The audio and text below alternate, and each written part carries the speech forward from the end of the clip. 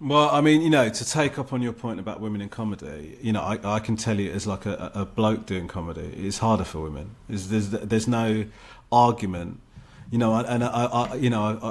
said it before. I just think it's harder at all levels. When I started on the comedy circuit, it would be harder to get booked as a woman.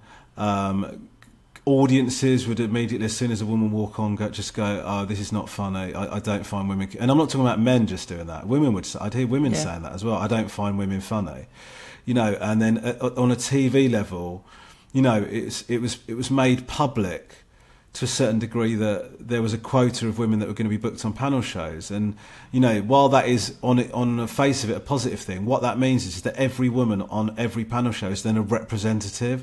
And then, like, if they're women should be allowed to be shit on things too. Men have been allowed to be shit on things for ages. Yeah. Do you know what I mean? And so, like, if a woman's rubbish on a panel show, fine. You don't like that, but like, what that woman shouldn't have to do is be a representative for the gender. That, like, you're the rep for female comedy. It's not fair. Do you know what I mean? And so I feel like, I think that part of the reason that comedy, I'm talking about the sort of TV that I do in particular, part of the reason that sort of comedy on TV is not being diverse enough is because the people behind the scenes are from a certain background. And so your default setting is to book people. People say, I don't find certain people funny. If I see a comic that I don't find funny, but they are ripping it in the room, it's not that they're not funny. They're not funny to me. It doesn't mean they're not funny. Yeah. And what that means is they're talking about a set of experiences that I don't relate to. Comedy's really subjective, right? And like, I'm a heterosexual dude in his mid-40s with kids. If you can relate to that, you will find me funny.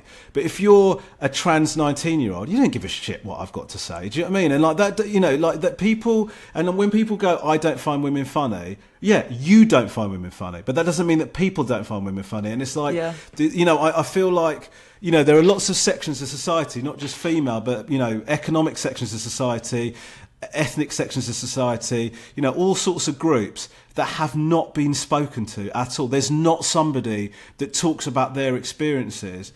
And I just feel like we're moving in the right direction. And I understand why there was a bit of a backlash to shows getting loads and loads more diverse. I get it, because I do get the argument, because you're overcorrecting, but the fact of the matter is that you have to, because it's been underserved for such a long time. So what do? Do you wait for the whole industry to become so diverse that this is happening organically? We ain't got time for that. It needs to change now. So it's an imperfect solution to a problem that needed to be solved a long time ago. If that had happened organically over time, then fine, you wouldn't have to do that. You wouldn't have to go, we need to be looking to book diversely. My ideal, when diversity is great, is when we don't have to talk about booking diversity. You're just booking, and that happens to be diverse. Do you know what I mean? It's like, the fact that you'd have an all-women panel show. Like, I remember when they did a all-female Cats Does Countdown. That should just be a thing that happens. Do you know what I mean? It's not. It doesn't get a headline. It doesn't. I remember, like, when the last time I was at the BAFTAs, like, do you know what happened? Is I hesitated to talk then because I realised I was telling a story about winning a BAFTA, which makes me want to vom. But anyway, the last time I won a BAFTA, I came off the stage and they interviewed me backstage, and they said, "We've had some of the most diverse winners we've ever had at the BAFTAs. How do you feel about what that says about diversity?" And I said, what that makes me feel is it's sad that you have to still ask me that question. Do you know what I mean? Because I feel like when we've truly achieved it is when it's not a thing anymore. We're a way off of that. Do you know what I mean? And I there are people that think it's we've heard all these arguments about it's going too far and blah blah blah.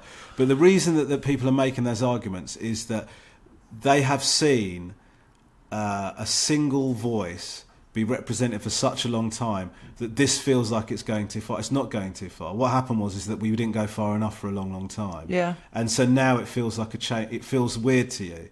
But, I feel like if you're watching a comedian that you don't find funny, just accept that they're not for you. That is, it's as simple as that.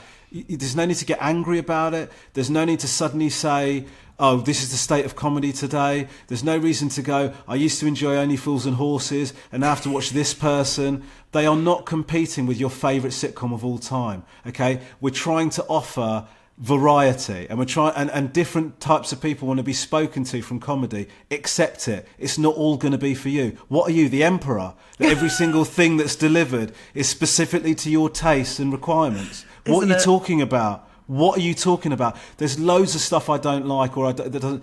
I still respect its right to exist. Do you know what I mean? I don't like Love Island. I'm not going to demand it be taken off the air because there are people that I know love it. Do you know what I mean? So I just feel like, look, I just sort of feel like I find this argument that this is not funny or whatever. It's not funny to you. That doesn't mean it's not funny. Do you know what I mean? And like when you're watching it going, I don't understand why people are laughing at this, because you're not those people. Do you know what I mean? There's, you know, if I become funny to all people, that means I've become so vanilla it's not worth carrying on. Do you know what I mean? I feel like, you know, you want to be authentically you. And I feel like there are people. I've gone on a rant on it, but there are people. There are sections of society that have not been spoken to, and now they are getting spoken to, and I celebrate that. Do you know what I mean? It's like it's great. Long may it continue.